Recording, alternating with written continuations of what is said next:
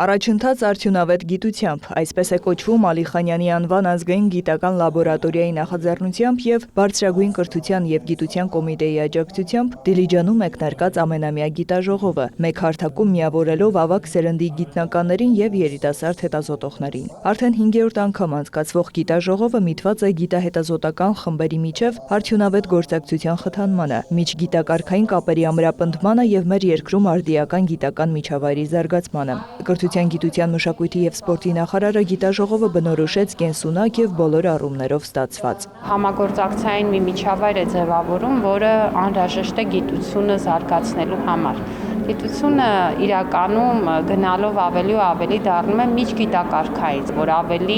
մեծ հեռանկար ու ավելի մեծ ներուժ է պարունակում եւ այստեղ նաեւ համագործակցությունը անհրաժեշտություն է ուղղակի։ Քանի որ գիտության զարգացման ռազմավարական ծրագրով մենք բավականին հավակնոտ թիրախներ ենք սահմանել, մեզ թվում է եւ իսկապես այդպես է, որ մենք մեծ առաջընթաց ունենք 2018-ի համեմատ, բայց մենք ել ավելի մեծ առաջընթաց պիտի ունենանք, որպեսզի մեր գիտությունը իսկապես միջազգայինորեն մրցունակ լինի։ Հնգօրյա գիտաժողովի ընթացքում կներկայացվեն Բարձրագույն կրթության և գիտության կոմիտեի դրամաշնորհային ծրագրերով իրականացված նաև առաջին անգամ նպատակային ծրագրեր դրամաշնորհի հետազոտությունների արդյունքները։ Գիտաժողովի մասնակիցներին ուղղված իր խոսքում նախարարը կարևորեց նաև գիտության հանրային հաշվետվողականությունը։ Պետությունը 2,8 անգամ ավելացրել է գիտության ոլորտի ֆինանսավորումը 2018-ի համեմատ, անգամներով ավելացել է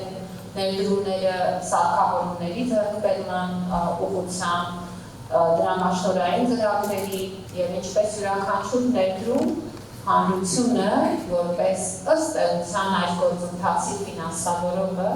պետք է հասկանա ինչ է ֆինանսավորել եւ ինչու։ Տարեցտարի նկատելի են դառնում փոփոխությունները, գործակցությունից մինչև գիտնականի հանդեպ հանրության վերաբերմունք, ասում է առաջատար գիտաշխատող Արա Սեթրակյանը։ Կապերը շատ գնալով ամրանում են տարբեր բնագավառի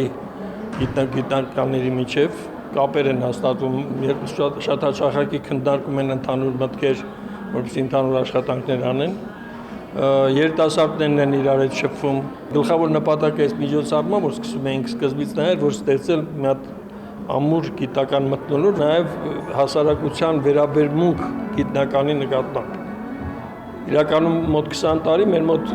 հարգված էր ոչ թե գիտնական, այլ չասելով։ Իսկ հիմա պետք է այդ կարդինալ փոխել ու փոխում է, կամաց կփոխվի։ Իսկ գիտաժողովի գլխավոր կարգախոսն է ծաղկող գիտություն, կայուն պետություն։ Նարեկ Ոսկանյան, Գայանե Թամամյան, Վահե Թամամյան, լուրեր։